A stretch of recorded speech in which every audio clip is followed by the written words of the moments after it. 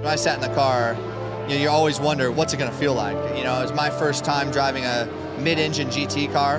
My thoughts were, wow, this is really good for our first time in a car. I was really surprised by it. You're sitting low, you got the A-pillars at steep angles, the windshield's at steep angles, you can see the fender flares.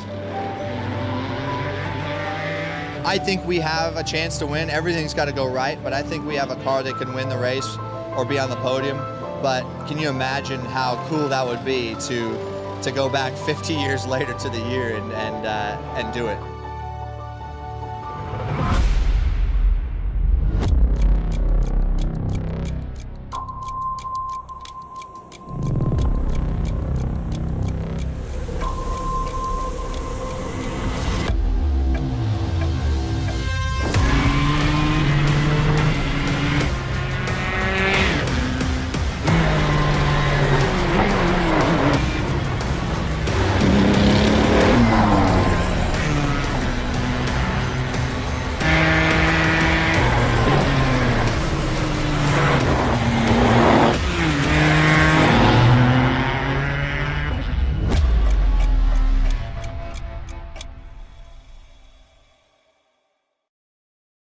The following is a presentation of iRacing.com Motorsports Simulations on LSRTV, the voice of sim racing.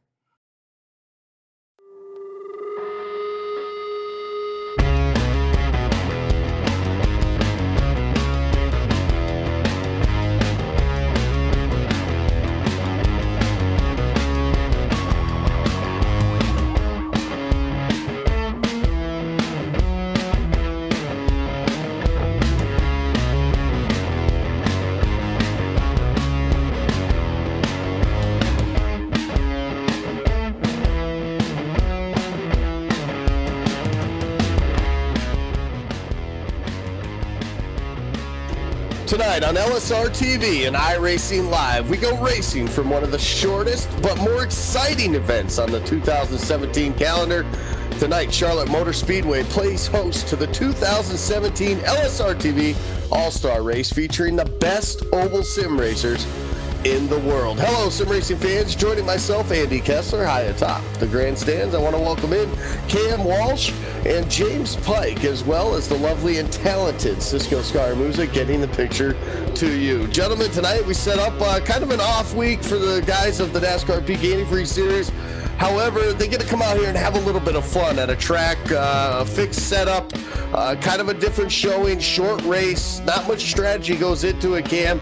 But when it's all over, it's all about just having some fun here tonight. Yeah, these cars are going to be set up extremely loose as well, so it is going to be definitely one of those dual nights that you see the drivers really going to have to muscle these cars around. It's going to be a good night, of course, under the lights as always for special events, and can't go wrong with Charlotte Motor Speedway, that's for sure. No, you absolutely can't. This race consists of all-star race winners from previous seasons, NASCAR Peak Antifreeze champions, winners from the 2015 season up until the now, top 10 that finished in the All-Star Open just a little while ago, and as well as 2 All-Star Open hard chargers will make the field here tonight. Looks like about 22 cars we're going to have set for this one here, James. And 22 cars, 60 laps. You got a mandatory pit stop, or not pit stop, but a mandatory caution on lap 46 to set us up for that little 10-lap shootout at the end. And you got to remember, you only get one set of tires here on at this race for these guys. What I love about this setup is that it forces you to bring the best racing part out of you. This isn't necessarily about how good your setup is or what you've done in practice in the off time here. This is all about you just going out and being the best driver you can be under the rules package here to go out and get the victory, especially with the fixed setups. I think the guy who wins tonight will likely be the best driver at the end of the evening over the course of the race. Yeah, we talked about that a little bit already, Cam, with you said the loose setups. The setup was made. Everybody's got to run the same one. So this isn't a go out, make your best setup, and go out and dominate the field. Everybody's got the same thing here, unlike what these guys see each and every time they step foot on for those NASCAR Peak Antifreeze Series races. But they're going to go out there. They all have the same setup. Now it's just going to basically take that skill of a driver and see who's got the best of what and what they can do with the setup that they're handed to them here tonight. Yeah, and it's going to be even more interesting when these guys all start driving around each other. We've seen, at least in the practice that we've been watching, Andy, we've seen a lot of people doing single car runs, seeing how they can do it. A lot of people bang off a exit of 4, which we're probably going to see. But when you get these cars in a pack, that is when things are going to start getting interesting. Things are going to start getting exciting. And of course, of celebrating here on iRacing, the release of the latest build, some new content, including a new short track, which I'm sure many people will enjoy, but also a good thing to note, they've changed the tires up a little bit. They've changed how the track heats up a little bit. We'll see how the lanes open up as well. Yeah, it should be a lot of fun as well. Like we talked about, it's all about fun. It's all about bragging rights. You come into this race, we talk about, we see these guys week in and week out in the professional races, and we saw Ray Alfala a couple weeks ago come out and win his second race in a row, Richmond. Then he came here to Charlotte just 2 weeks ago and pulled out another victory. And with that victory, it actually put him top of the standings as well, too, finally. So put him back to the top of the standings, right where he finished off last season. And you talk about rolling forward into the final stretch of the season, because for the NASCAR Peak Antifreeze drivers this year, James, they actually have a chase here coming up in about 4 races. Yeah, you've got the chase all new for this season. And what's crazy to think about is that even though it's only the end of May, beginning of June, we're down to 5 races left until that chase begins on August 29th at Darlington Raceway. So if you're trying to put yourself in a position to make that chase, I think you have to start thinking about building momentum for it. You obviously will want to carry some momentum into that, but you need to start building that momentum right about now, I think, of the season, if you want to be in a good position when we get to Darlington. Yeah, you definitely want to, Cam. You've been following the series, obviously being on the broadcast week after week, and to see these guys and where they come from. We saw the start of the season, literally the first 3 wins of the season were from drivers, rookie drivers in the series. And all of a sudden now you're starting to see some of the guys, some of the veterans, the seasoned guys, Ray Alfala picking up the 2 back-to-back wins. And then you head to Pocono here next week, next Tuesday night. I mean, you're talking, that's a type of track where you're going to see the veterans really pull out the stops there. I mean, that's a tricky track to go on. That's why they call it the tricky triangle. But it's one of those places that 3 distinct corners, 3 different size straightaways. I mean, it really takes a lot, and they got to do that for 100 laps. Yeah, Pocono is going to be a fantastic time. I enjoy Pocono, both the regular circuit and the road course even. It's a very exciting challenge, and I'm a big fan of it out in the Pocono Mountains. But you're talking just about how the season has been developing in the NASCAR Peak Antifreeze Series. It has been exciting, to say the least, with these 2016 pro drivers, as you were saying. Ryan Luza, he seems to be the cream of the crop right now as far as that goes. Obviously not here tonight, but you've got others like Derek Bordeaux, and I also see a couple of veterans out there like Dylan Duvall. So it's going to be interesting. It's going to be fun, and hopefully we're going to have a good race. 3 cars still have to qualify, but I almost wonder if they're just waiting for the last moment, or if they'd rather start from the back and fight their way to the field. Yeah, they're running out of time, just under 45 seconds left for them to make it. I don't think they'll even get one lap in there. So a few guys wanting to choose to start from the back. Not a bad choice, I'd say.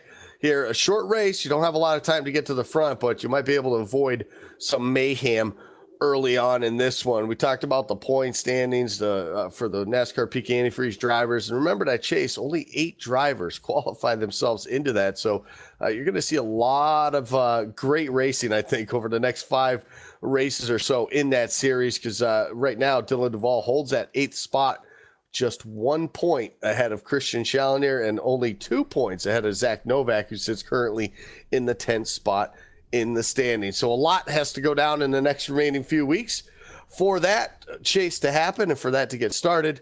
But first, we got to get tonight's fun action underway here tonight. Let's take a look now trackside for tonight's LSRTV starting grid. And how about that fast time on the pole for the driver, the number 55, Brian Schoberg. He'll start there with a 26.669, and that bests the number 2 of Ray Alfalla with a 685. Starting third on the inside of row number 2, that's going to be the 44, Logan Clampett. Michael Conti, a former series champion, will start fourth. And then Alan Bowes, a winner already this season in the NASCAR Peak Antifreeze Series, he'll roll off fifth. Yeah, and the number 80 car, Brandon Cattell, he'll qualify at only just 1/10 off of the cars up ahead, but he will still be starting all the way back in 6th. Dylan Duvall, he'll be starting in 7th. Matt Busa, he'll be starting in 8th position. Alex Bergeron, he'll be starting in 9th. And finishing out your top 10, it's going to be Blake Reynolds in his number 66. The number 74 of Taylor Hurst will begin tonight from the 11th position, followed up by Tyler Laughlin on the outside of row 6 in 12th. Bobby Zelensky begins tonight from 13th, and then Michael Johnson starts 14th, and Derek Bordeaux, aforementioned tonight, will start from the 15th position. 16th on the grid here tonight, the number 19, that's going to be Brian Blackford. Alex Warren will start 17th. The outside of row number 9, that's going to be the 54 of Derek Wood. Rob Ackley, I should say, in the 22. He's going to be the last car to take qualifying time. He will start in the 19th position. 20th on the board, it's going to be one of our hard chargers from the All-Star Open. He's going to start in the 20th spot. That's John Prather in the number 45, while Liam Brotherton will start 21st. And rounding out the 22-car field here tonight in the number 10, it's going to be Salvador Frassetto. So, guys, we get set to get going on here, James. Charlotte, one of basically the hub of NASCAR, they call it, but a home track to many guys in NASCAR. But this is one of the places that you get with iRacing right off the get-go. It's a track that I think everybody who has iRacing has run probably thousands and thousands of laps at. But how about some track facts for this place? For those of them that don't know anything about it. If you want the specific numbers for this place, it is 1.5 miles around this oval. 4 turns, 24 degrees of banking in the turns, and 5 degrees of banking on the straights. And you're right, Andy, this is a place that everybody has run at some point within their careers on the sim. But it just always makes me chuckle a little bit when we look at the way these races play out. It doesn't matter whether or not you're running in the Rookie Street Stocks or Class A here tonight. Always find a way to get a different race here at Charlotte, depending on the cars that you're driving. Yeah, and a lot of that has to do with the setup, and we talked about that enough, Cam. It's time to really see what these guys have in store here tonight and see what they can do and who will be the 2017 All-Star Race champion. Ray Alfalla, the big winner last year, of course, winning that one. We'll see if he can get it done this year as well. Schoenberg getting ready to lead everybody off from the pole position here tonight after practicing in 7th. Pace car to pit road. Green flag is out, and we're underway here at Charlotte Motor Speedway. It's the 2017 LSRTV All-Star Race. Everyone looking to get away fairly cleanly, but right now, this is when that setup starts kicking in. That little bit of loose starts knocking everybody. We'll get single file 1, 2, 3, 4, 5. They'll stay 2 wide, going a little bit further back between Dylan Duvall and Brandon Cattell, but everyone just seems to be trying to get comfortable right now. They're going to see what this track does. With this many cars running this closely together, they got to see what's going to happen when this track warms up. They definitely will have to see just that. Battle for second, heating up now. Logan Clampett was able to get away, but Ray Alfalla chooses the outside lane through 3 and 4 and continues to work that off of turn number 2. He'll get the slight advantage, carries the momentum now down. He'll clear him out. Move Alfalo now back up to that second spot. So easy to do that when you come out of turn 2 on the outside. You get such a huge run coming off the banking there. Makes it very easy for Alfalo to go grab the second position. And they've shaken themselves out into a very nice little single file line. Have to go all the way back to Blake Reynolds in 10th, fighting side by side with the number 80 of Brandon Cattell for position. And now I think that's Derek Bordeaux underneath him looking for the position as they come down the back straightaway. Pat Cattell all of a sudden from the drop of a green flag after starting 6th, now finding himself trying to hang on to a top 10 position here. Derek Bordeaux able to get around him. He'll take that spot away. 11th now for the 80 car as they now complete lap number 3 and they head off into turn number 1.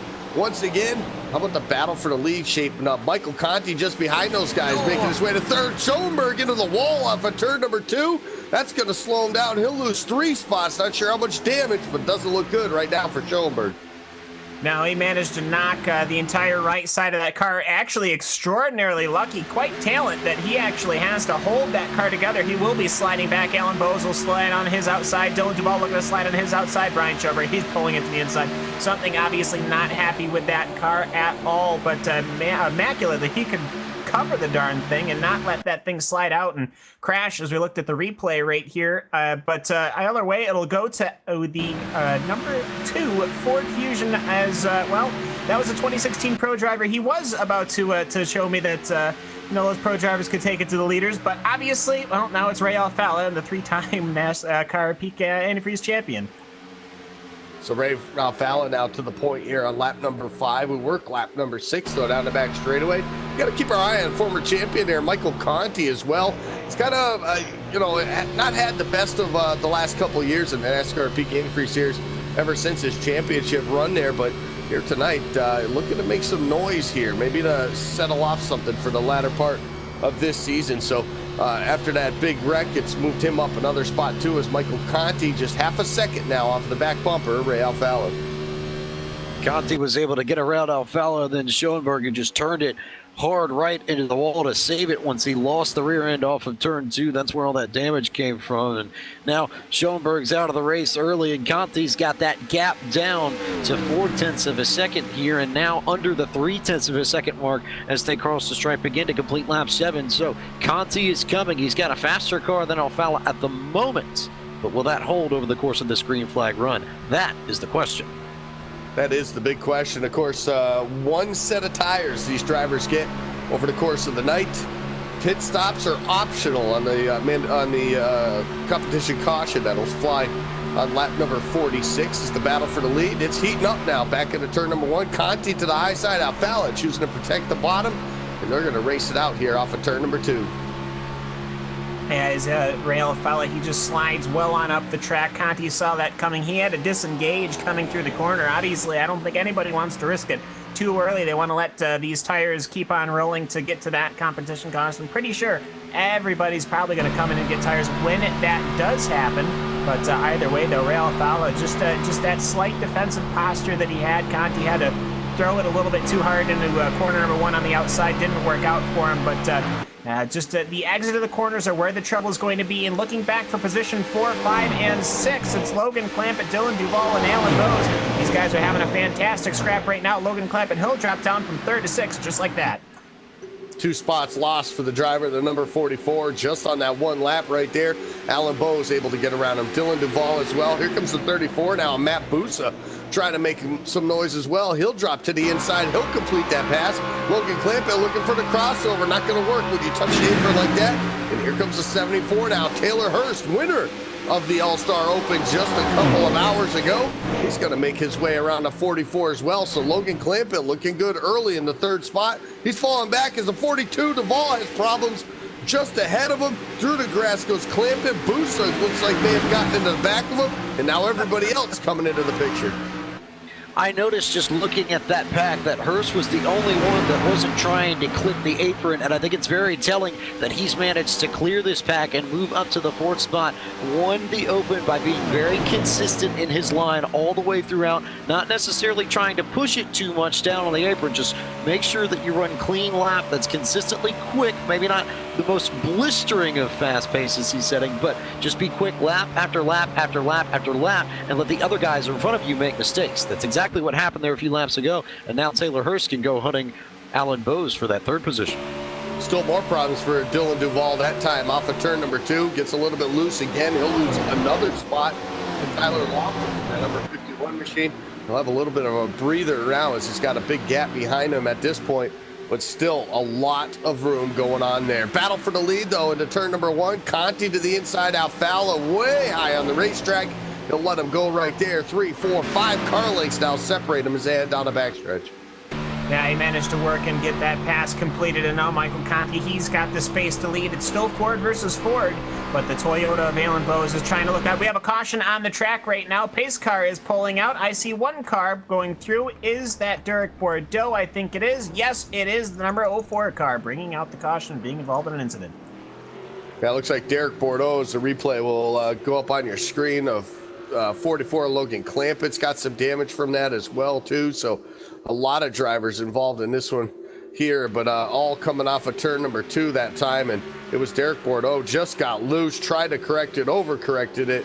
And then all of a sudden, Blake Reynolds involved in that one as well. Some damage for him. So our first caution night comes on lap number 14. Just a lot of trouble there when guys get loose out of turn 2. So easy to send it down off the banking towards the apron, and especially when they're racing as close as they were, more often than not, you'll see cars get collected up in the way that they did there just a few moments ago. Also saw that the 39 got involved in that as well. Michael Johnson in some trouble here under this yellow. So a lot of guys with a lot of damage that should put them, I think, out of contention for the win here with the repairs they'll have to do. Yeah, it definitely will. So caution flag out for the first time here tonight at Charlotte Motor Speedway. Big question, though, Cam. We said this at the beginning. One set of tires. Obviously, I think, anyway, too early for these guys to take that now, especially knowing you got that 10-lap sprint there at the end of this thing. I expect all our leaders to stay out. A lot of these guys like it with less fuel as well, too. So I don't think you'll see anybody come in and top off as well either. So I think we're going to have maybe a quick yellow here as we'll have most of the field stay out on the racetrack.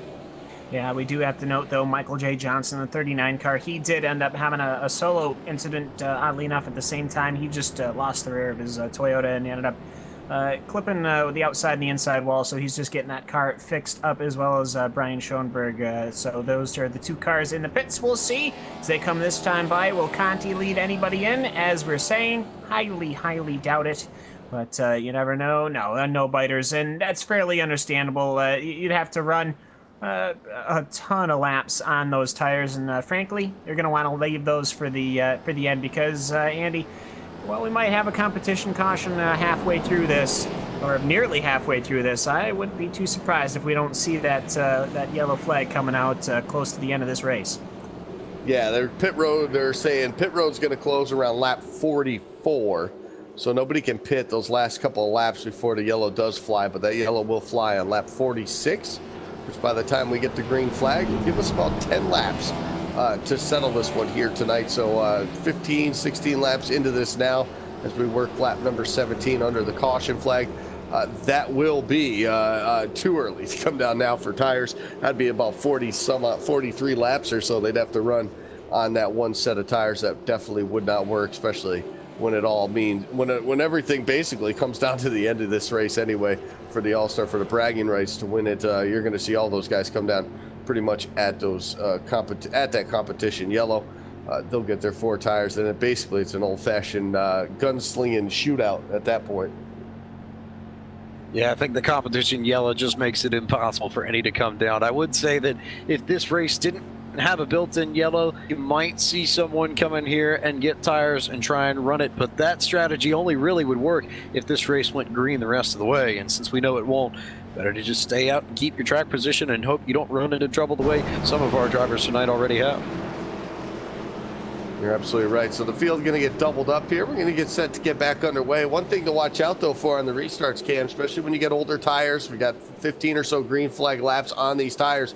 Got to watch that wheel spin. So it's going to be kind of interesting how much Michael Conti stacks the field up or if he just goes when the pace car leaves. Well, these cars were getting wheel spin just natively, so I can only imagine these tires, now that they've cooled down, now you've got worn tires that have cooled down as they roll up the backstretch. We'll see here. It's going to be a battle of who manages that traction, who manages to throw it safely into one, and I say safely because the last thing we all want is to have these beautiful cars get wadded up for us early in the night, so let's find out. So we'll see the 42 car, Dylan Duvall. I want to keep an eye on him on this restart as well, too, because remember, he's probably got the hottest tires of everybody after a couple slides that he's had over the course of the last few laps before we had that caution. So this caution probably helped him out quite a bit by letting those tires cool off here before we get back underway. Lap 18 about to be in the books as the pace car heads to pit road. Michael Conti will lead the field to the green flag. Ray Alfala, how about that? Just jumping straight to the bottom there right before the start finish line. We'll take over that second spot. Leaves a side-by-side battle now for third. Yeah, Alfala was quick to get down there, figured he wanted the bottom, and then he slips up in the middle of the corner and gets loose and somehow manages to save it. Taylor Hurst got loose as well. Everybody fans wide and gets underneath them, and they go 4 wide into the corner. Is that going to stick, or is people going to check up? Yes, Bose will check up. So no huge wrecks there like there probably should have been, but boy, we saw Hurst get loose on corner exit. We saw Alfala get loose on corner exit. Cold tires not providing the grip that these drivers need to get out of turn 2 early in the run. No, absolutely not right there. That's exactly why I'm in the booth, because that would have been a wad of sheet metal if that was me right there. Matt Busa, though, going for that second spot now. He'll take that away, heading into turn number 3 from Dylan Duvall. Move Duvall back. How about Ray Alfala slipping back out of the top 5 around that top side? That's about the only place he can be right now. It seems like his tires are absolutely shot at this point as the battle for the lead now, Cam. It's up front. Busa looking for it in 1. And he will have it indeed, Toyota, to the point here at the LSRTV All-Star Race for 2017, and he'll be happy up there. He did start in 8th position, so he's worked his way up to the front. But just to go back a couple of laps, that was an amazing restart, I have to say. That was a lot of patience, I have to say, between all the drivers there, and my goodness, were those quite a couple of saves from pretty much everybody involved, and then dragging forward down to corner number 3. That is always a good time. Busa, I think, might also be getting a little too far ahead of himself. There's one car, looks like it might be going around. No, it does not. That was further in the back. That was the number 42 cars. He'll go all the way to the back of the pack, and he'll have to start again. Yeah, as Dylan Duvall looked like he touched the apron there coming off of turn number 2.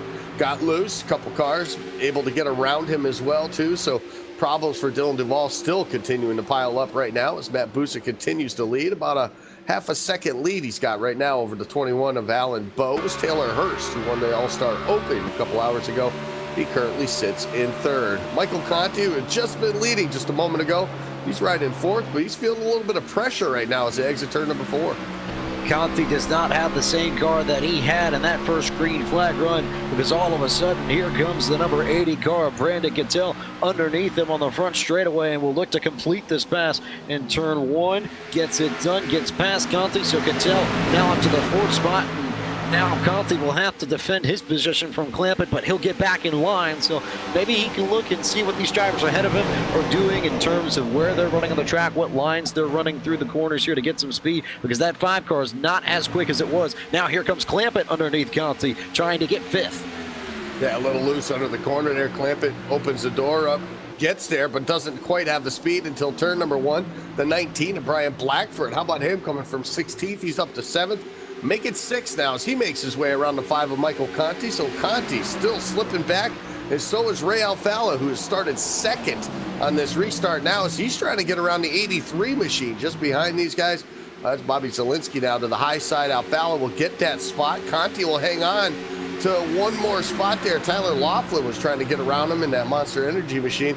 He will not, this time at least. He'll stay in that 8th spot. He'll choose the high side now. So a lot of racing going on towards this mid-pack of the field here. Guys swapping positions. They're all over the place here as Alfala looks for another one in turn 3. Yeah, meanwhile, still up front, Matt Busa looks pretty comfortable, but Alan Bowes has been hunting him down lap after lap. Scraping the outside wall is Matt Busa as they'll go past the starter stand one more time for lap 27, starting as it's a 28.6 versus a 28.49. So Alan Bowes, he's got the speed and he seems to have the car under control right now. Meanwhile, battle for third kicking off. Taylor Hurst versus Brandon Cattell. Cattell will look to the inside, and I see quite a couple of cars are working. I think they're going 3 wide into corner number 3. Ray Alfella, Bobby Zelensky, and Tyler Laughlin. Will this work out? They almost made 4 wide work. We'll see they make 3 wide work. As Derek Wood, he drops to the apron for but a moment in the back, and everyone manages to sort themselves out. These guys obviously showing, even with the loosest of loose setups, that these guys can handle these cars around Charlotte Motor Speedway. And just a moment ago, Alfalla was able to get around Bobby Zielinski. Not now. Zielinski now completes the pass off of turn number 2. He'll get that spot back as they race back into turn number 3. There's some crazy stuff going all around, and I remember saying Brandon Cattell was falling back through the field in the opening laps. You think maybe saving tires, James? Because, man, he's been the fastest thing on the racetrack since.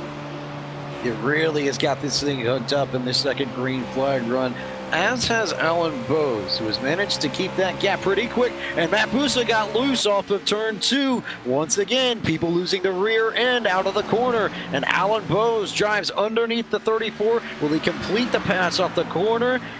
Not quite. Busa will be there on the outside, so they'll be side by side for the race lead down the front straightaway. It was a drag race that time for the lead. Busa will hang on to it by 2/1000ths of a second just for the moment. Still on the bottom side, though, goes Bowes. The momentum on the top side, it's working out now for Matt Busa. He's able to hang on to that spot. He'll clear it now. He'll hang on to it, settle it back down to single file right now just for the moment. Back to the high side. Here comes Bowes. Not wasting any time. How about the action up front right now, Cam? These guys will not let it go. They don't want to ride. They want to lead some laps. They want to keep those cameras locked and firmed on their fight for the lead position right now. Matt Busa, he seems real loose on the high side, but he manages to get the exit every time. Alan Bowes, he'll do it almost as a bit of a slide job that you would see somehow in perhaps the late model car, the wing sprint car that we'll see. But Alan Bowes, he manages to secure that position. Meanwhile, Brandon Cattell has secured third position and is able to start hunting them down. They'll go past the starter stand. Will Matt Busa go to the inside, the outside? He'll try to force the inside. They're running 28.9s, Brandon Cattell at 28.8. So either way here, we'll see just how they go. There's still action in the rest of the field, but it's hard to not look at this as Alan Bowes, he managed to get himself way loose. Matt Busa, once again up to the front of the field. It's almost a fight of who can manage to keep the car straight. That was a heck of a job right there, James, for Alan Bowes to drift that through turns 1 and 2. Hang on to it, keep it straight, keep it off the wall. Loses a lot of ground, but at least keeps that second spot for now as Brandon Cattell still trying to reel these guys in. But it looks like at this point, that 80 machine's kind of plateaued, I think, as far as the tires are concerned here as we work lap 33. Get closer and closer, about 12 laps here till our competition caution. Closing in on it, and I think we can tell now that Busa has the speed. Bowes has the ability to do some incredible Tokyo Drift impressions that would make all the people at the Fast and the Furious proud. And Cattell's been right there kind of waiting, ready to pounce, but I don't know if he's got the speed to try and get up to those front two. Wonder if he might have burned the tires off a little bit, trying to get up towards the front of the field. Same might be said for Taylor Hurst and Logan Clampett, and then it's a big gap, almost 2 seconds back to Michael Conti. So you got your Fast 5 within this run, but how will it shake up if we get a yellow or if we go all the way to the competition yellow in about 10 laps? Yeah, it'll be interesting to see how that happens. Logan Clampett making a beeline now for that 74 as he got a huge run off of turn number 4. He'll close the gap now to Taylor Hurst as they work their way through 1 and 2. That is the battle for the 4th spot here. Logan Clampett, another good run off of turn number 2. He'll really close the door and he'll peek to the inside now heading into 3. Yeah, and it actually is a fairly straightforward pass for Logan Clampett. Will he be able to keep the outside secured? Yes, he will. Taylor Hurst will let him have it. He almost made the pass early enough that Taylor really could have forced the subject, but he does not. Perhaps he's just trying to let his tires cool on down and get comfortable. He knows what's coming up in a couple of laps' time, but I believe it's lap 44, correct, that the pit lane will be closed fully. And then it'll be lap 46 when that competition yellow comes out, if I recall correctly. So I think these guys are starting to get to that point where the tires are at that point where they don't want to risk the car They know they're going to be getting some fresh boots pretty soon. But looking back, Alex Bergeron and Derek Wood are fighting for position, and Rob Ackley is looking on. That's a great battle going on just outside the top 10 right now as Derek Wood has that position. Alex Bergeron trying to get away from him. He's working the bottom side. Seems like his tires are hanging in there just ahead of him. Tyler Laughlin a little bit loose off the corner. He'll stay in the middle. They'll split him now down the back straightaway. Bergeron to the high side, the 54. Derek Wood, he'll take the inside approach, and they'll all make it around safely as well. The 22 of Rob Ackley, he'll get that position, but here comes the 51, Tyler Laughlin. I said it might happen a couple laps before the pit lane closes. He's heading to pit road now. Going to be interesting to see if any of the drivers who come down pit road stay out under the yellow and gain the track position with the older tires, and what that will do for the restart. I don't quite know how that's going to shape up yet, but something we need to make note of as everything goes on. Meanwhile, Derek Wood and Alex Bergeron and the 22 of Rock Ackley all just driving and racing around each other, but I think everybody's just trying to make sure they make it with the competition caution. Huge battle for the lead right now. 3 cars involved through 1 and 2. Boost able to get that away. A real loose. How about pointing that thing down to the bottom of the racetrack goes Alan Bose, trying to keep that position and take it away from him before this competition yellow arises. But how about the 80? Brandon Cattell, the 44, Logan Clampett. We got 5 cars in the mix in the last 5 laps of this run.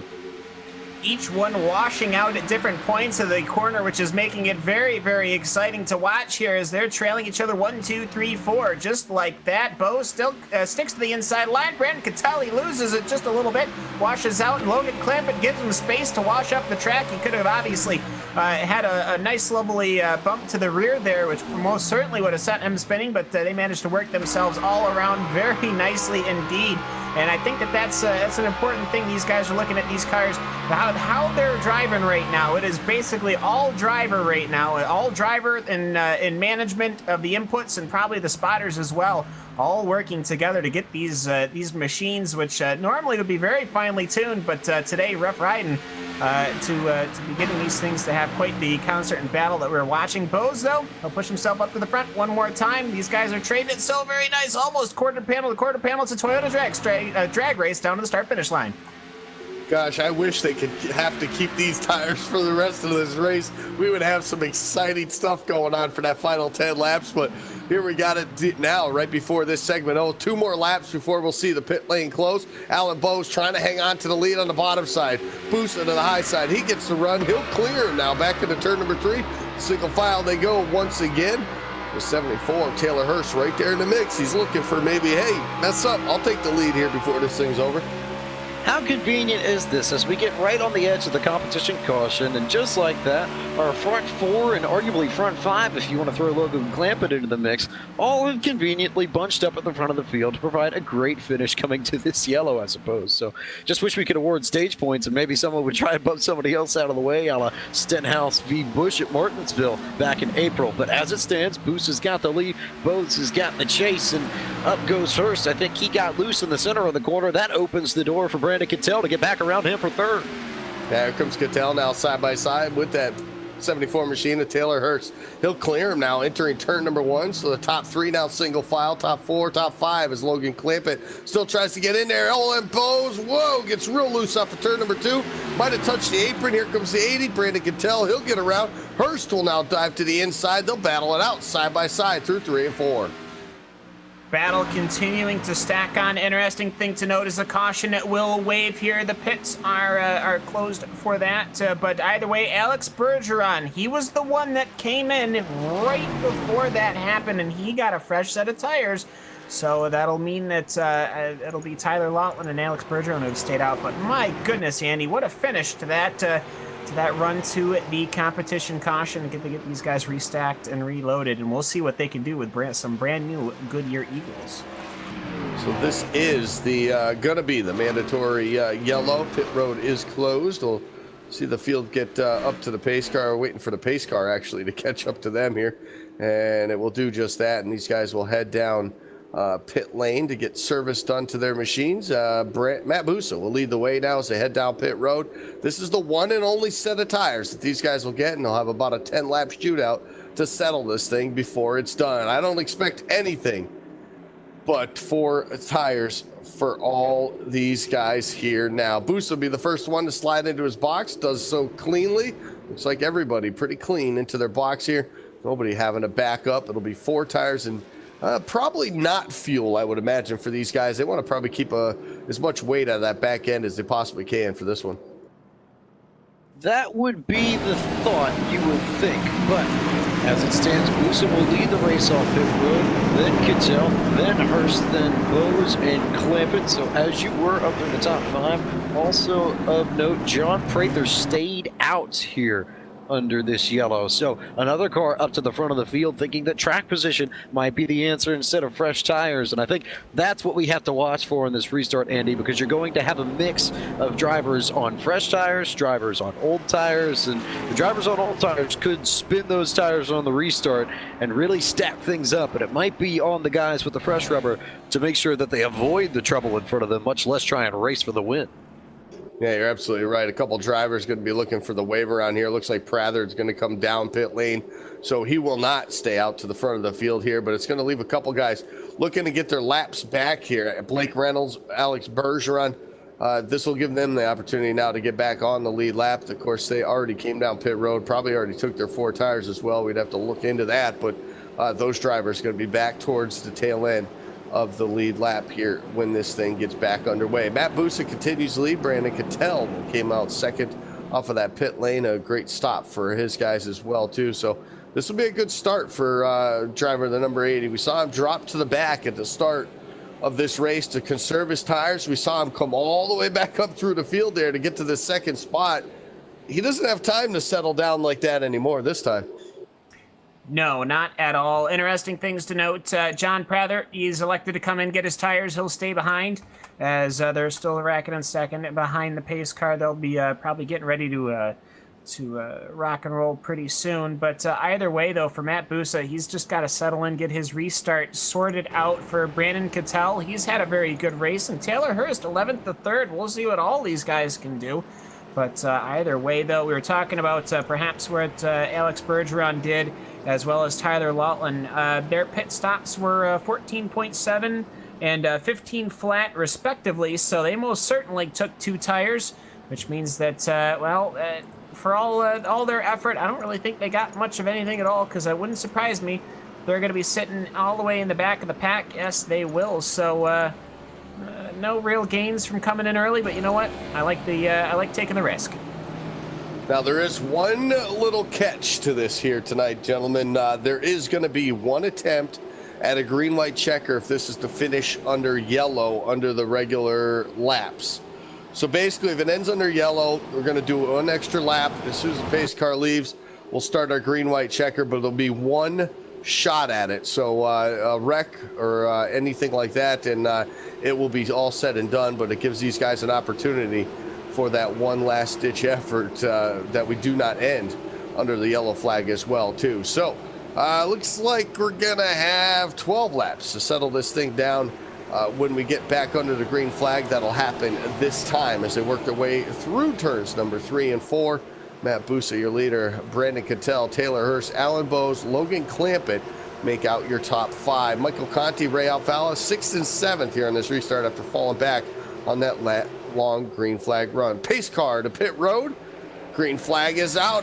Matt Busa wasting no time. He'll jump to the lead. Kittel, he'll drop down below. Contact. He goes up into the track and up into a couple other drivers. Looks like there's 74 involved. And it looks like the 80 car, big damage on him, on Brandon Kittel. Bobby Zielinski involved in that in the 83 as well. So big damage here on the restart. Big trouble for everybody. More Brandon Kittel couldn't quite get going, and he got bumped in the rear by Taylor Hurst, and that sent him around, and then tried to correct it here as you see the replay, and just nowhere for him to go up into the field, and he takes out Hurst, and Bobby Zielinski got a piece of that as well. Just a whole host of drivers struggling, trying to find a way around that, and it just didn't really work for a lot of people. Just rough way, I think, to end some of those nights there, because a lot of those drivers had done a really nice job to race their way up through the front of the field. Yeah, they absolutely did. A couple drivers that did able to squeak through that. Michael Conti, Ray Alfala. How about Alex Warren from 17th, right now shown in 5th. So that's a a good deal for him too as well. So they'll catch up to the pace car, and we'll try to get this thing going once again here. We had a couple extra laps we were going to get to the end, so we'll have just under 10 laps now for this final or not what could be our final restart of the night. But hey, that was pretty good luck there for the number 5 Michael Conti and Ray Alfala, Cam, for being able to make it through all that mess right there, and now find himself well inside the top 5 here when this thing's getting down to the end.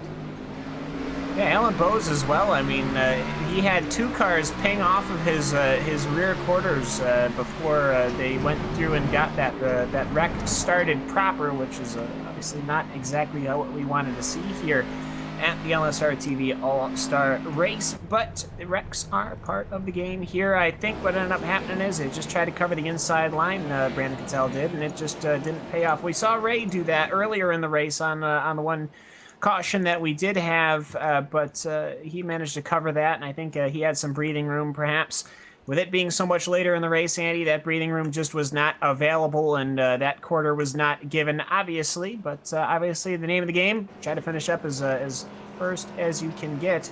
But either way, it's going to go to another restart for Matt Busa, another restart for Alan Bowes. This time, though, Alan's going to be starting on the outside. Yeah, Bowes will be able to start on the outside on this next restart here. And Taylor Hurst, how about the run he had up through the field there after winning the Open earlier tonight, and now finds himself with heavy damage.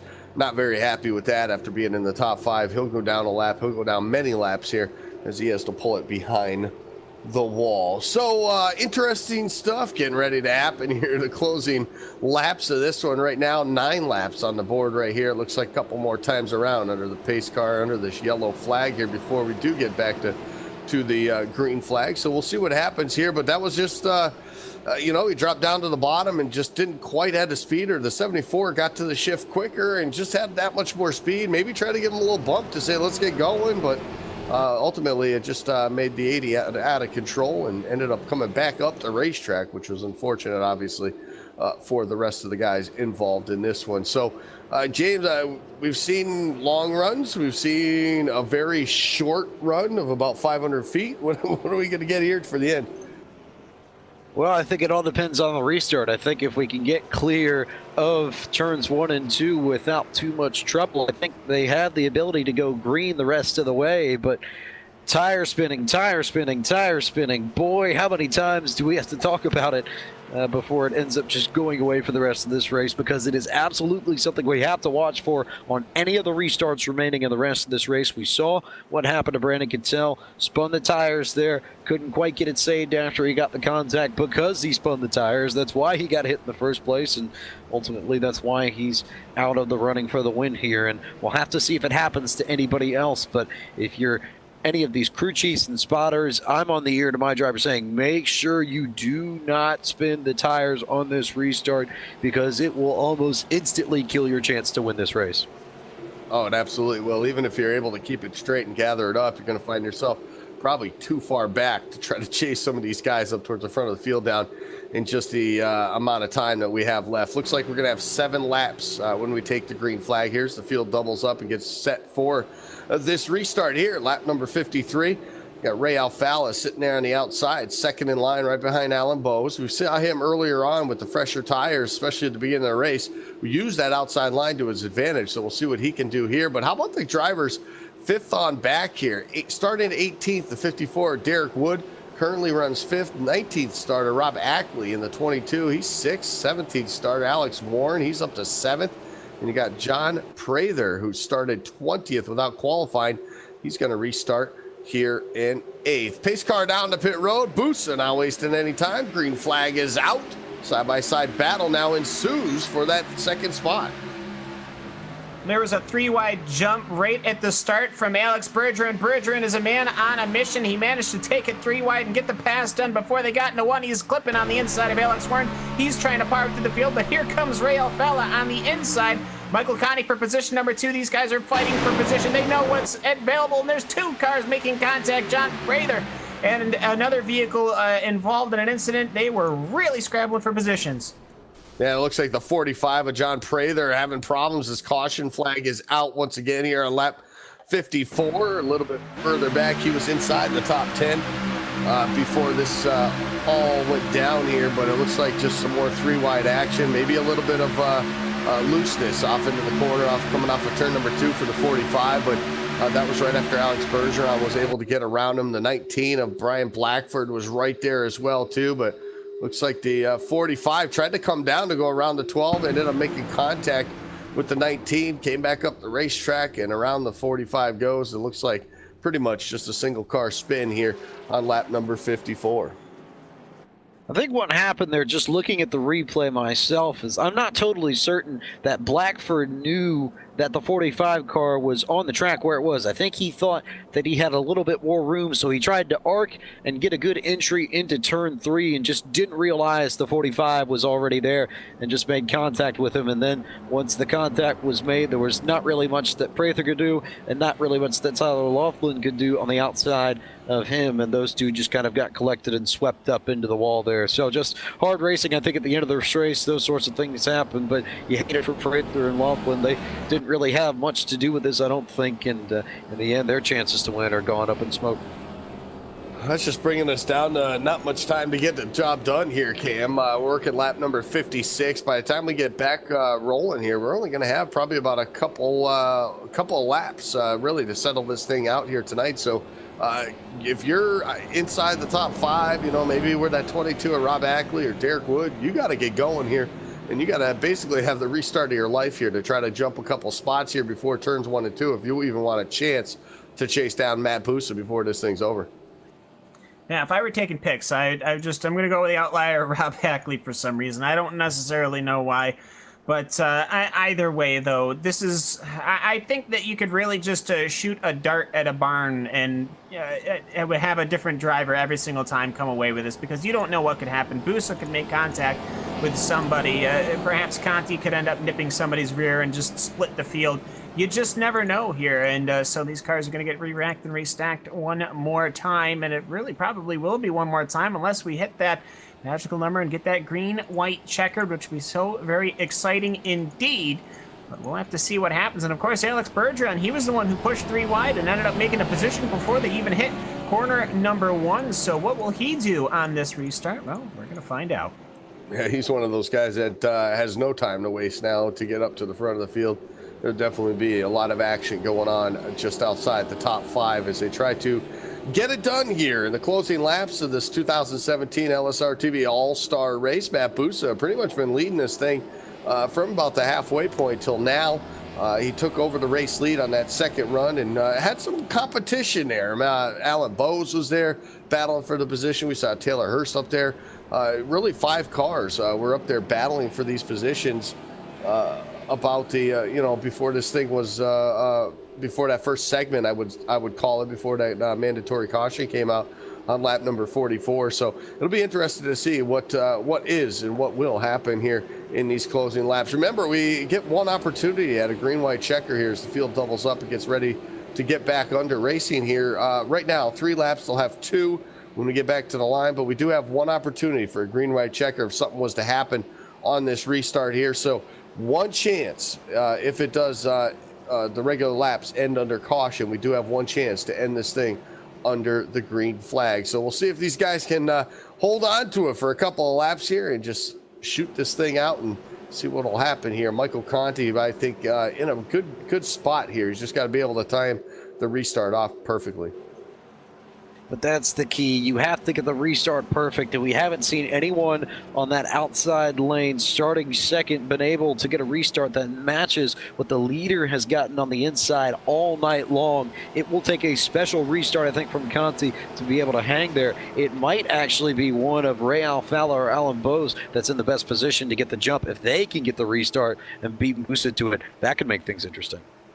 It definitely could. So we get set to get what could be the final restart of the night underway. The pace car looks to the safety of pit road, does just that. Matt Busa with a good jump. Michael Conti will drop down to block Ray Alfala.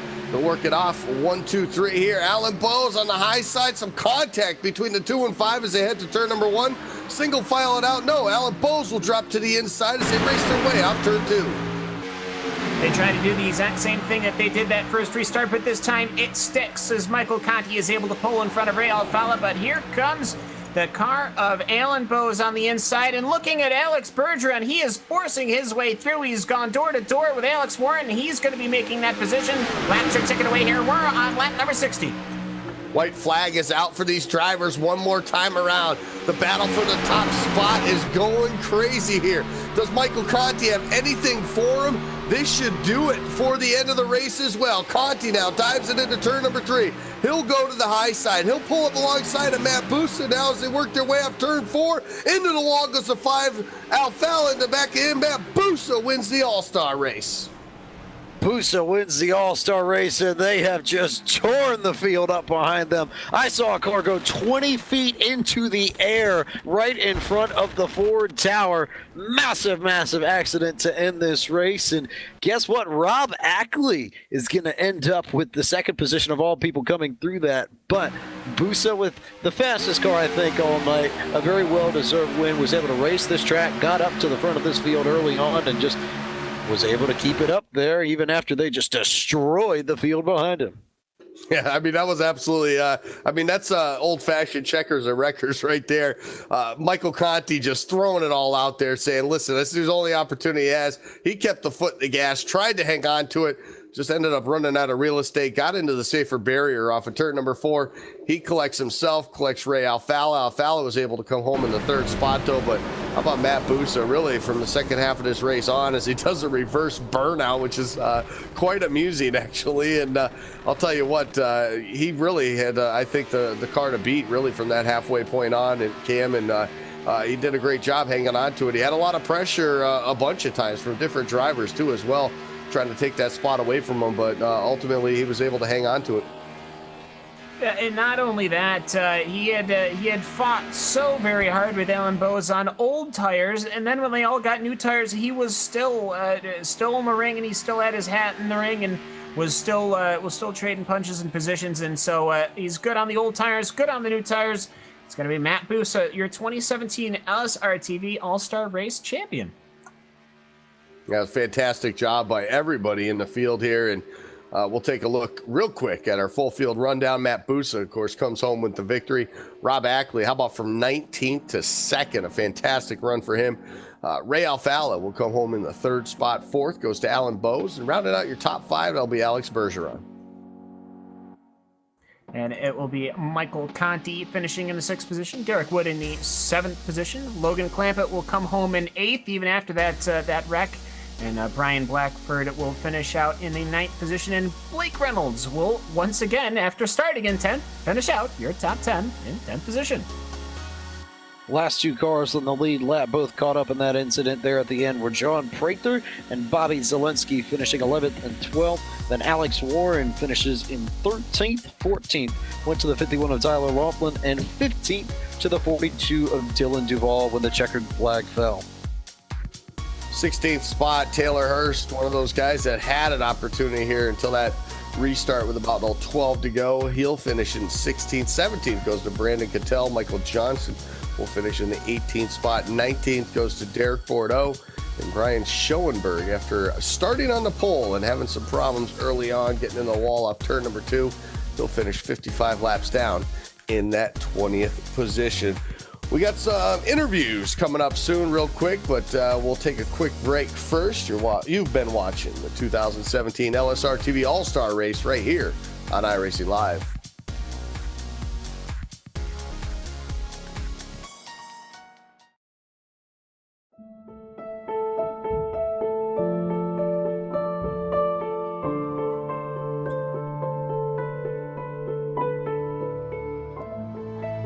When I sat in the car, you always wonder, what's it going to feel like? It was my first time driving a mid-engine GT car. My thoughts were, wow, this is really good for our first time in a car. I was really surprised by you're sitting low, you got the A-pillars at steep angles, the windshields at steep angles, you can see the fender flares. I think we have a chance to win. Everything's got to go right, but I think we have a car that can win the race or be on the podium. But can you imagine how cool that would be to go back 50 years later to the year and do it?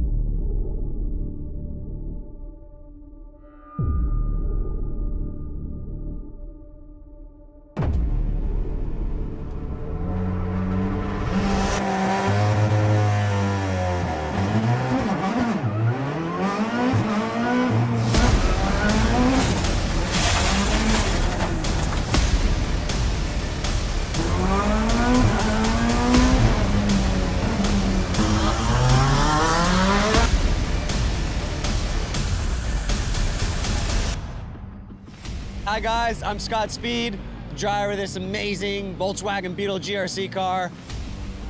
I got good news for the iRacing fam. We got this coming in. I'm currently working on it myself personally to make sure that it is as accurate as possible. With the addition of dirt and now this mean car, it is gonna be so fun. And it's gonna be available free to all the iRacing members. Personally, I can't wait to get out there and race you guys on it.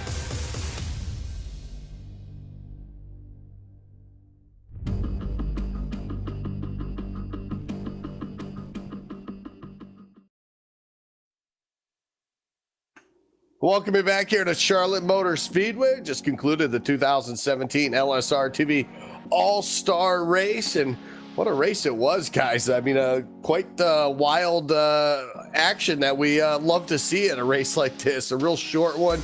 You know, we're so used to these long races that, 160, 180 laps. I mean, that can just take, a long time to get going, and a lot of tire strategy, fuel strategy. But tonight, it wasn't about that. It was all about the setup and how these guys could handle it and how they could get themselves up to the front of the field. So a lot of stuff going on in this one, but we're going to take it now to victory lane with probably a very happy driver here who has found himself in the victory lane for the 2017 All-Star race, and it's Matt Busa. Matt, congratulations. I know it's not a points-paying race, but hey, it's a lot of bragging rights go into it, but man, that thing looked like a lot of fun out there to drive. Thanks, man. Yeah, it was a ton of fun tonight. The setup was so loose to drive, and had to really have the elbows up there in the last few laps with Conti right on my bumper. I'll tell you what, I think I had him up a little bit higher during that long green flag run we had right before that competition yellow. I mean, that thing just looked, everybody was having problems trying to keep that thing straight off of every corner, even down some of the straightaways. But you had your hands full, not only with the car, but you had a lot of drivers there swarming you there towards the later stages there of that first segment there. Talk about that. The car's loose to begin with. The tires are old. You're running out of fuel. And then at the same time, you got cars to the inside, cars to the outside, guys right on your bumper, taking the air off the spoiler. I mean, that had to be a handful to hang onto that thing. Yeah, definitely. That first run before the first caution, I took care of the tires a little bit and was hoping for yellow. And then we got it, and I decided to go all out. And then I got the comfortable lead, and my tires just went on me. I thought I was still doing a decent job at saving them and going all out, but we had Bose right on my bumper. We had a lot of side-by-side racing. That was a lot of fun. Props to him for keeping it clean. And then somehow I was able to hang on to it. Every time he would clear me, he would make a little bobble, and I would be able to get back under him and just back and forth, swapping the lead. It's a lot of fun. It was definitely a lot of fun. Obviously, bragging rights. You get to come back, obviously, with the NASCAR Peak Antifreeze Series next week at Pocono. Totally different story with that, but we just had the new build and new different stuff with these tires and with with basically everything on these cars, makes them a lot different to handle. A lot of work going on this week to get ready for that one. Yeah, I know the team will be doing a lot of work. I won't have much time personally, but I got confidence in my team that we'll have a good piece for next Tuesday and hopefully a similar outcome. Well, that's what it's all about, getting the victory lane. You were able to do that tonight here in the All-Star race. A lot of fun with that. We'll give you an opportunity, though, Matt. Sponsors, shout-outs, anybody you'd like to thank. Yeah, thanks to everybody at Gale Force Racing for all the work they do every week for the MPAS efforts and for Blancpain Series. Thanks to Ray for putting this event together. I love doing it every year, and hopefully we can do it for many more years to come. Thanks to you guys for broadcasting it. Thanks to Winview Games for being on the car.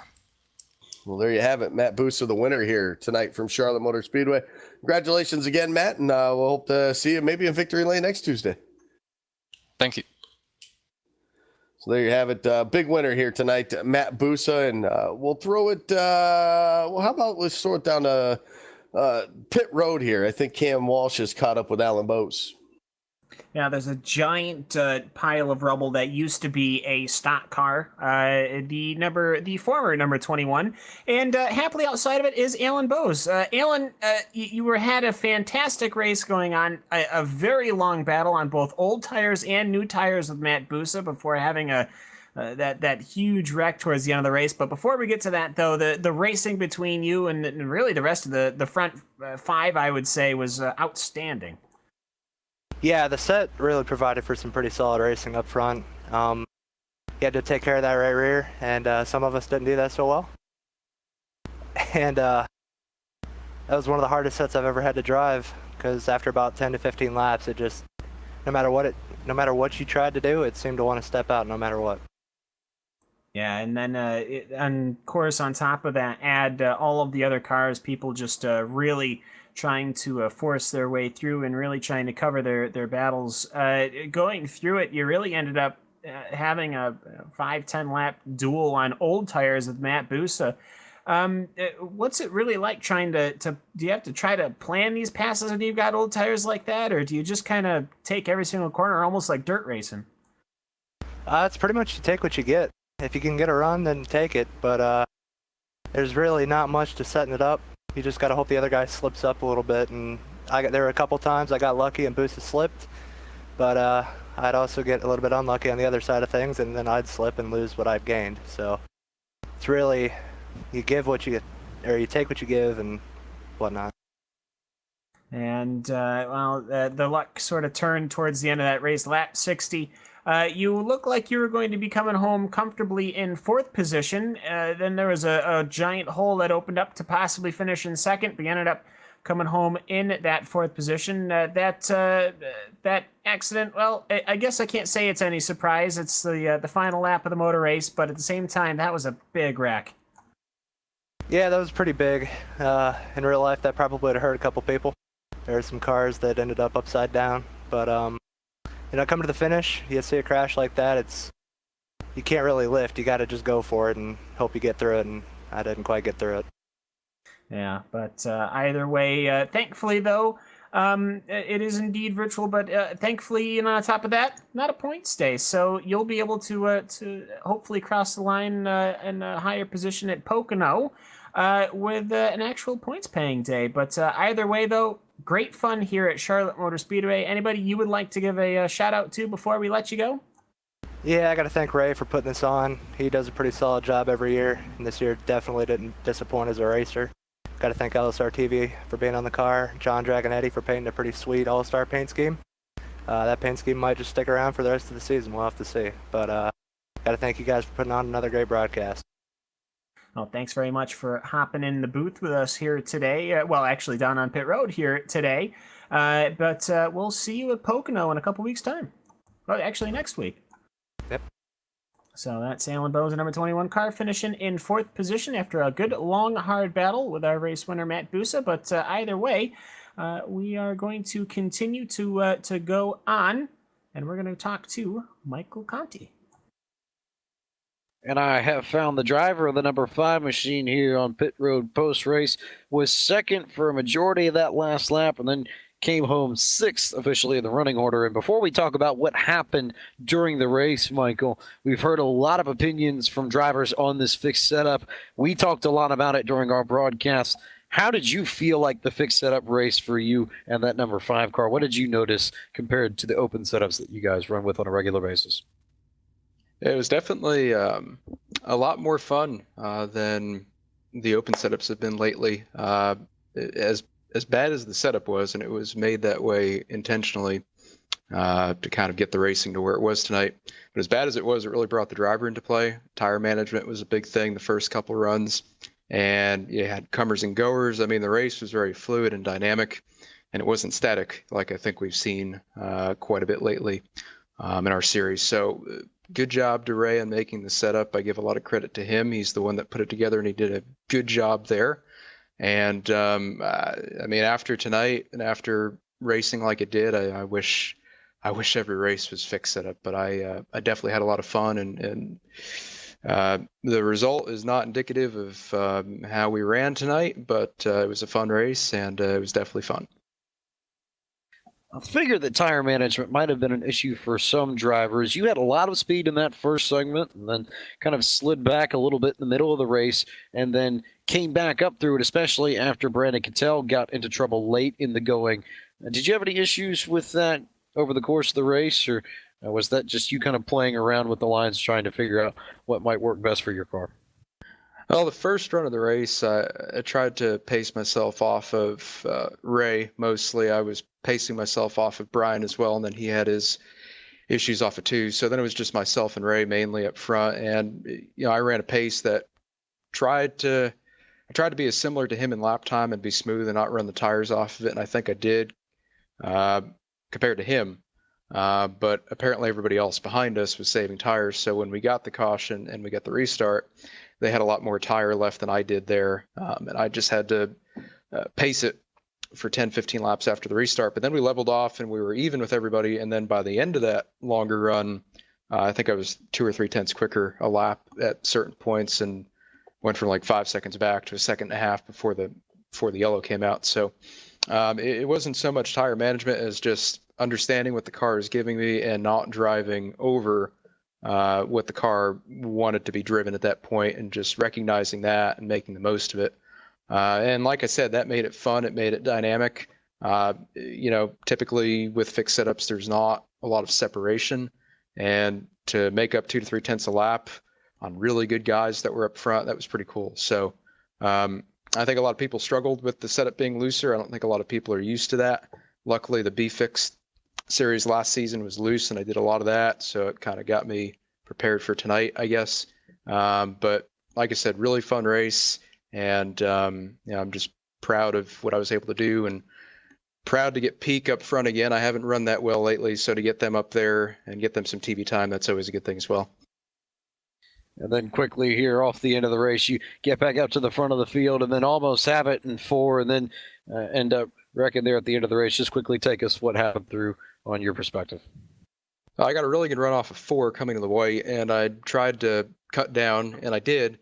And luckily our splitters don't do what they do in real life, and I was able to run it through the grass. I thought I had enough to get under Matt, but I didn't. The grass slowed it down too much, so I tucked back in behind him. We were pretty even in 1 and 2. I had some left side damage from the 1 restart crash, so I was down on a little bit of power, and I think he was as well. He had some right side damage, and we got into 3. I drove it in. I figured my only opportunity to try to do something with him was to get to his quarter panel and not let him slide up off the corner. And pretty much halfway through the turn, I knew it wasn't going to make it, and I just kept my foot in it at that point, just because it's a fun race. You kind of have to just give it all you have, and I kept my foot in it, hit the wall. If Ray wasn't coming so quickly or wasn't so close, I think I could have just bounced off the wall and kept going, but came off, lost a bunch of speed, and he jacked us up, and we went around. So obviously not his fault, but with it being a fun race, not being points, you have an opportunity to do that. So again, just want to thank Peak and everybody that stuck behind me the last couple of years through thick and thin, a lot of thin lately, and supporting what I'm doing here in the Peak series. So thanks to them. Thanks to Ray for putting the race on, and thank you to you guys for broadcasting it and doing a good job as always.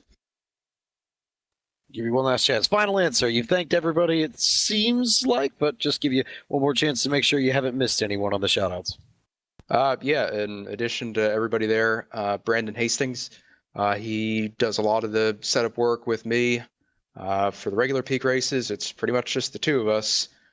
So we're, if you will, a smaller operation compared to everybody else in the field for the most part that runs up front. So yeah, I'm pleased with where we've come this year. We've had some really great moments and some really not so great moments, but he does a good job. I enjoy working with him, and just got to give him thanks as always for sticking with me as well. Well, thanks for taking the time to come on here and race tonight, Michael, and we will see you next week in Pocono. All righty, thank you. So that is your 6th place finisher, Mike Conti, who gets it done today at Charlotte. And from him, we move over to Cam Walsh, who is caught up with the driver of the number 12 machine, Alex Bergeron. Yes, the Ford Fusion of Alex Bergeron finishing in 5th position after starting in 9th. And, well, it was certainly an interesting day. Alex, you were really hard charging those last couple of restarts. But before we get to that, though, just overall, how was your day at Charlotte? Well, even though I tried to save as much as possible, the setup was still loose, and we tried to do everything we can. We had a great strategy, but caution came out at the wrong time, and right before the mandatory caution, we're gonna pass, the lead car and be back in the lead lap, and the strategy went down, and we got screwed by that caution, but get back on, the lead lap and run from the back and trying to avoid wrecks, and came up with fifth, so it's not that bad, but could have been better though. Well, it certainly could have, but still recovering from a lap down, just getting stuck there and recovering back to fifth position. Not a bad day at all. It's pretty exciting. This format, nice and sprinty. That setup, as you were saying, was extraordinarily loose. I can't imagine trying to wrangle that car for 60 laps around here. I almost think it'd probably be a bit like trying to wrangle those dirt cars around with how loose and bumpy that setup was. I kind of liked loose setup, but I was just surprised about how much it was loose. But I deal with it, just trying to save as much as I can, but it wasn't worth it. Sometimes it was better to run like as fast as possible and trying to get some position than trying to save. So I tried to do my possible out of it, and sometimes loose cars is fun to drive. It was fun to drive tonight, but it's just trying to kind of the strategy that messed up our night, but still great fun tonight. Yeah, and next week it's going to be a bit busy. We've got, of course, the World of Outlaws on Monday, and not sure if you're going to be there or not, but hopefully you will. And then on Tuesday, we've got the big race at Pocono. It's been a while since we've been to Pocono, and we'll have to see just how that race turns out. Yeah, we're gonna try everything we can at Fastlane Motorsport to get back on the grid and to get on the grid like we did at Charlotte, and trying to get as much point as possible for the championship. Even though trying to get into the top 30 this season. So we're gonna try to do everything we can for Pocono and get as much point as possible. So we're looking forward for that.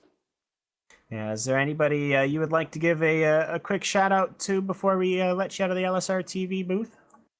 Yeah, sure. Like, thanks, Fastlane Motorsports for having me on the team, and also for Mar Inc. and all the other people are helping me out and supporting me, and you guys for broadcasting these super events that are pretty fun every time. So thank you guys for that, and also thanks for Ray for putting this event on, and it's always great fun. So it was my first time in that event, so it was pretty fun. So thanks, Ray, and you guys. Thank you, guys. Of course. And Alex, thanks so much for coming in, giving us some time. Hope you have a good rest of the night, and we'll see you next week. Thank you. So that's Alex Bergeron, the number 12 car. And I got to say, Andy, I am not normally an oval runner outside of the NASCAR Peak Antifreeze Series. This is great fun. This is a very good time. Love these short little races. Very proper to have the name All-Star Race. And it was definitely a wild finish to the race. So thanks so very much for having me on board. I believe you are going to be standing by with our race organizer, Ray Alfella. Yeah, the brains behind the operation. Everybody talked about how loose it was. That was the idea. That was the plan.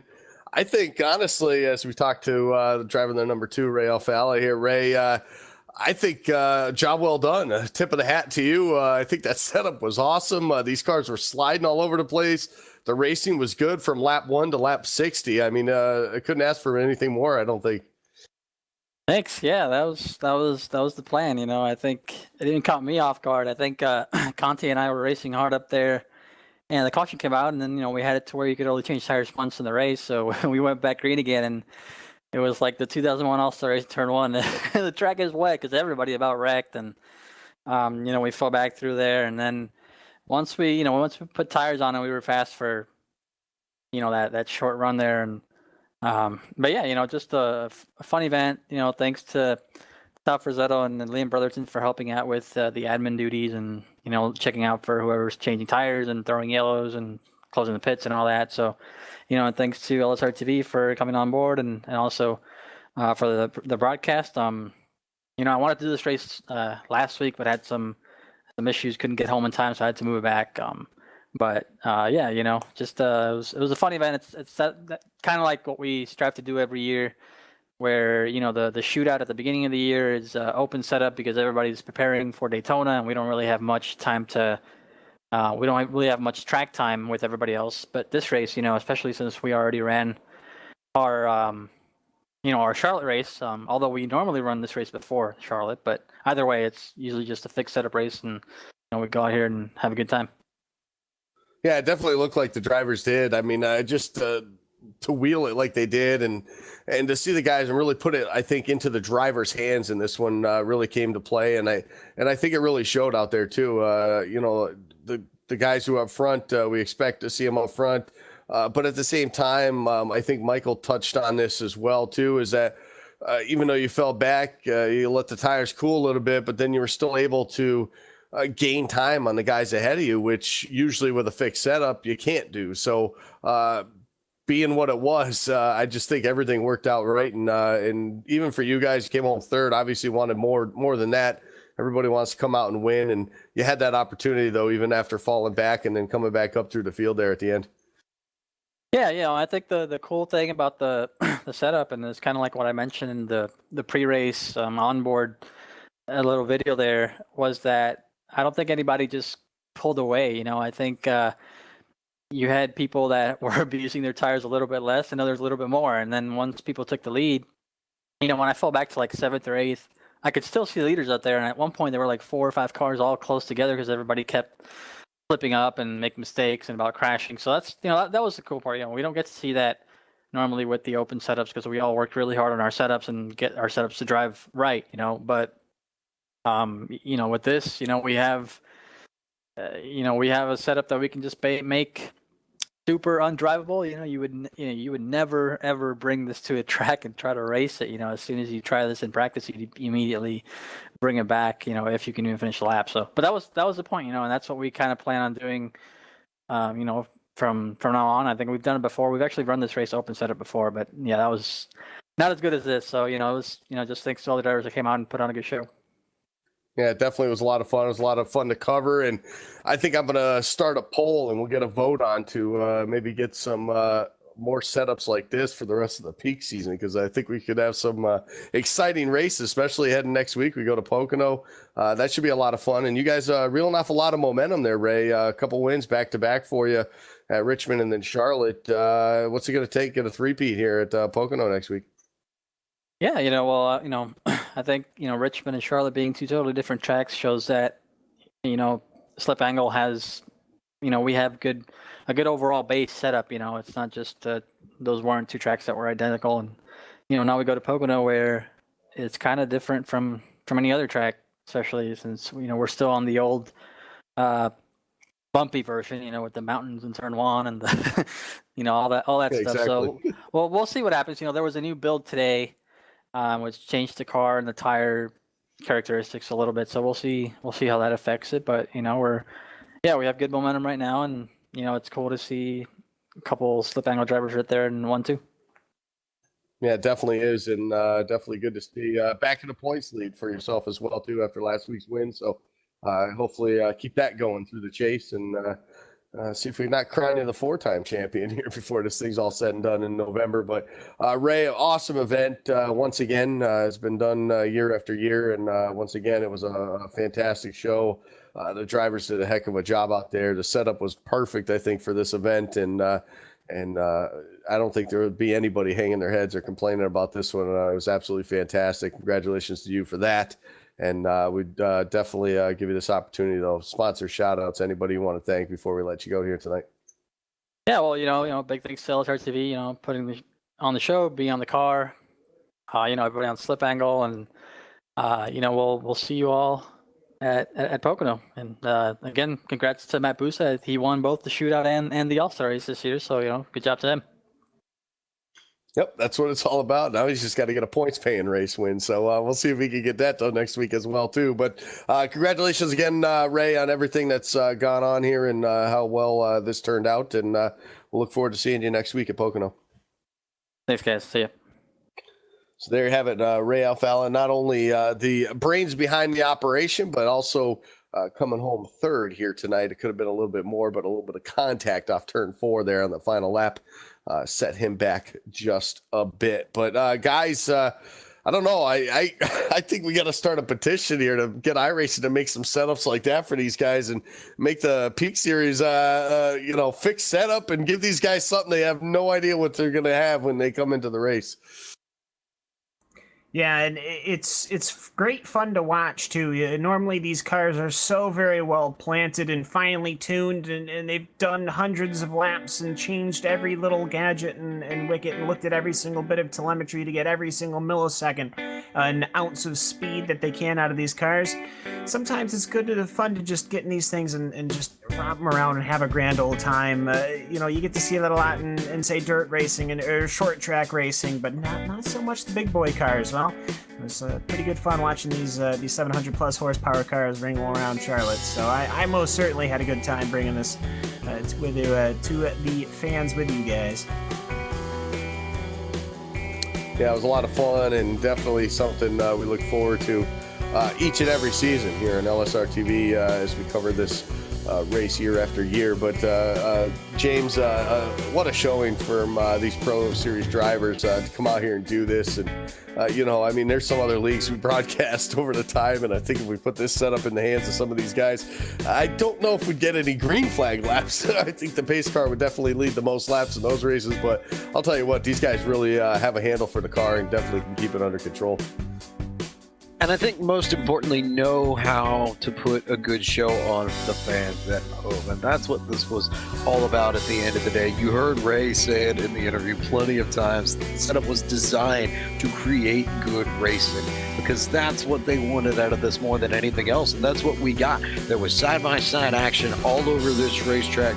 People could barely hang on to these things, but that's when the racing tends to be at its most fun. When you've got drivers as talented as the drivers in the NASCAR Peak Free Series running a race like this, to force them to sort of challenge themselves, to hang on to these things, and the sort of environment that creates, that's pretty special. So I think we've got to give credit to Ray and company for putting this on, and just hope that the loose handle doesn't necessarily follow us to Pocono, because that could lead to a few problems. But hey, maybe there's something to be said in real life too. Maybe if we take a little bit more downforce off these cars, might be a little bit better shows that we have in real life. Perhaps, just a thought. Perhaps they tried that this year. There could be some more. Maybe they just take that spoiler off completely. We'll see what happens, right?